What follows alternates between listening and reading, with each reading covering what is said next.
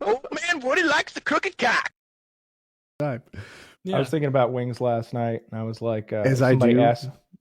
I was thinking about him in the shower. I'm sorry, carry on. I was lying in bed, and I was just thinking, like, you ever have somebody ask you for proof of residence, to fill out some form or something like that, and you got to go get like your electrical bill or driver's something license. like that.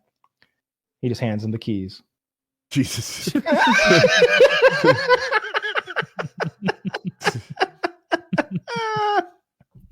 You think about him a lot. Poor Wings. Poor Wings. He's prospering. Like, poor Wings. He plays video games for a living and gets all that pussy and drives new cars. Prosper. Yeah. He is prospering. He's been prospering for a long time. I think maybe Wings boo-hoos to get those pity donations. He seems to be doing real well. He's always complaining about money, but he's always got plenty to spend. That's all I'm saying. Plenty to borrow, you mean?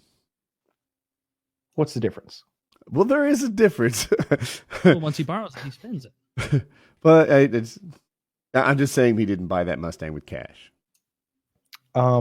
He made money trading in the original Mustang, Woody. Don't you understand?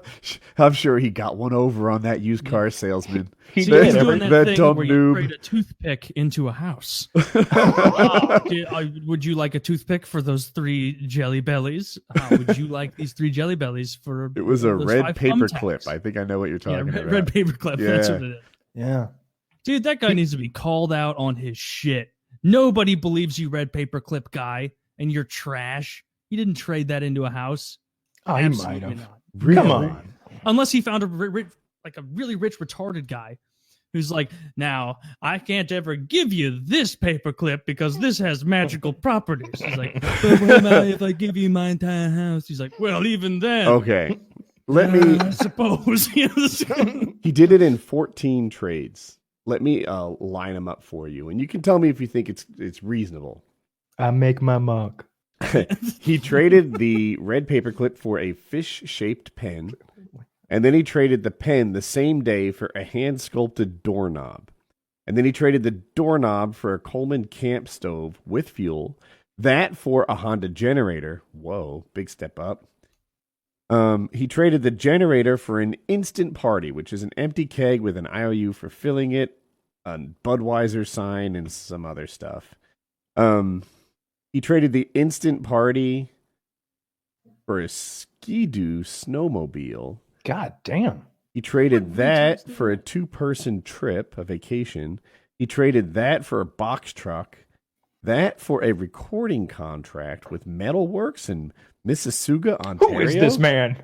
How does he know these people? He traded that for a year's rent in Phoenix. He traded the year's rent for an afternoon with Alice Cooper. He traded the Cooper afternoon for a motorized snow globe. That seems like a downgrade. The snow globe for a role in the film Donna on Demand, and that for a 2-story farmhouse. I think what we should take from this is this guy was so well connected that none of this even matters, because clearly he knows lots of people in the entertainment business and lots of rich people with just frivolous spending habits. That's the key to doing this, is knowing a lot of people who just don't give a fuck. People with like drug problems. The snow globe part fascinates me. He had an afternoon with Alice Cooper. All right, first of all, he had a year's rent, and he traded that for an afternoon with Alice Cooper. That seemed like a downgrade to me. And then an afternoon with Alice Cooper for a snow globe. What the heck? Was this a solid gold snow globe? I'd like to see the snow globe. A year's rent to a snow globe is a huge downgrade. Yeah. Depends where you're living. I wouldn't take an steps. afternoon with Cooper for free. I don't want to hang out with that guy. I honestly wouldn't either. Like if someone told me like, hey, Alice Cooper wants to hang out with you all day. He's across the street. But what do you wear to that? I'd probably go with cargo shorts and a t-shirt. I honestly wouldn't go. I don't care to meet Alice Cooper like at all. Like, I'm not a fan. Name an old school rock guy that you would want to meet. Ozzy Osbourne. I'd love to meet Ozzy Osbourne. I think he is funny. Yeah. He's my least favorite. Wow. Oh, did you ever watch the Osbournes on MTV? That's why. So maybe he's different now. But he had the shakes. He was kind of. Come here, Woody. I found this flying contraption in your garage. Please, sir, you could just put that down. And a rifle. I found a rifle. No, the flying machine's totally safe. I think I already broke it. He's so shaky and burnt out. Yes. See that's. I don't think I'd enjoy my time in that. I feel like he's one of those rich guys that like you need to know if you want to turn a red paperclip into a fucking house. Like you could probably arrange 2 or 3 steps up if you're hanging around Ozzy Osbourne long enough. Yeah, definitely more than It's shiny. Can I have it? Jizz says the stories like, across the shit. If you met Ozzy Osbourne, you could directly trade. That would be my article. It'd be like, Taylor traded a red paperclip into a house. First, he duped Ozzy Osbourne into trading a house for a red paperclip. And that's the end of the transaction. I don't know why I did it. I must have been on something, but he did say there's something special about it. Yeah, Jizz might be right. I when I first heard about the red paperclip, I'm older than you guys. It was still ongoing. You know, like people were. It became a media sensation type thing. So like he might have had, I don't know, The Afternoon with Alice Cooper or something like that. So he might have had some favorable trades deeper in the run. You know, the paperclip. What celebrity would you pay $10,000 to spend? Not just a day with. Let's say you're getting to spend like an night entire with weekend. Emma Watson. Well, Emma Watson I don't have enough money to be throwing $10K around. I'm not doing that for any celebrity. Right? Yeah, I'm with you on that. But if the core of the question is who would you really want to spend time with? I like politics a lot. So one of the current or previous president would appeal to me. Yeah. Okay. He's dead. It's not I for hate those everyone. people.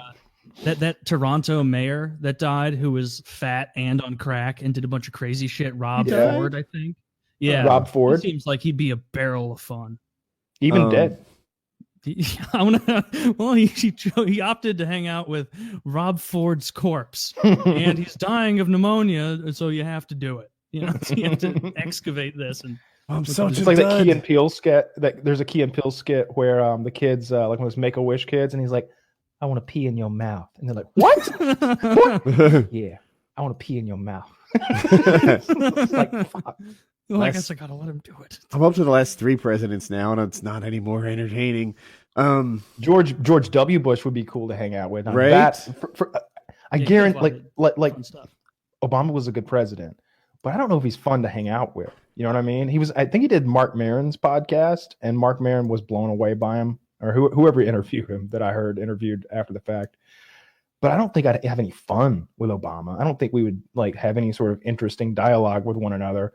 But George W. Bush, I feel like that guy did cocaine, and he was a raging alcoholic, and these are all things I like in the people I spend time with. Didn't he run somebody over? But only the later years. Or did his wife run someone over? He was like totally senile. I want Schwarzenegger. I think Schwarzenegger is the best. Good one. That's a good pick. Good one. Schwarzenegger and O.J. Simpson are my top 2. They're on my Mount Rushmore of celebs to chill with. And if I have to choose between them, it's O.J. Yeah, he is fun as long as he doesn't, as long as you don't cheat on him and steal a house from him. You know what? That's all it took. I'll try not to. All right. I don't think the juice is gonna be cutting my head off as long as I don't mess with his lady friend. I've got Joe Rogan in my head, but I think he'd get preachy on me. I don't need him to tell me how I'm not making the most out of me. I don't want to talk about DMT all day. I don't want to be told that I should exercise more by Joe Rogan. Yeah. Yeah, you do, because you would exercise with him. Wouldn't you want to exercise with Joe Rogan? Like half of his guests, it's like, heaven forbid you come on the JRE show with Dad Bod. He'll tell you all about it. The lifestyle changes you need to make and how you need to sleep and have some fucking elk meat or I don't know. Yeah, well, you know what, Joe? You can't get any taller. So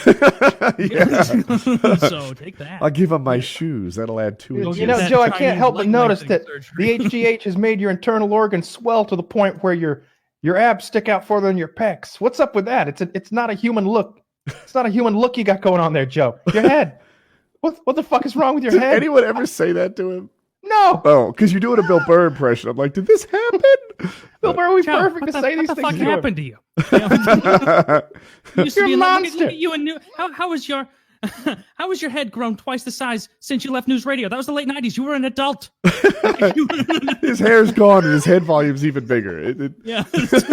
It makes no sense scientifically speaking.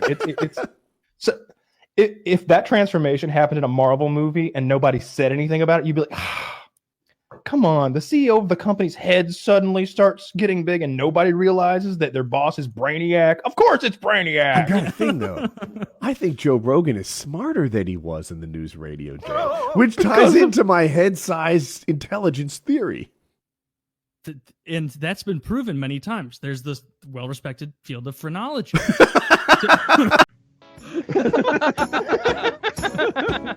I ended on that note. I love the wordplay. That was the best shit I've ever heard.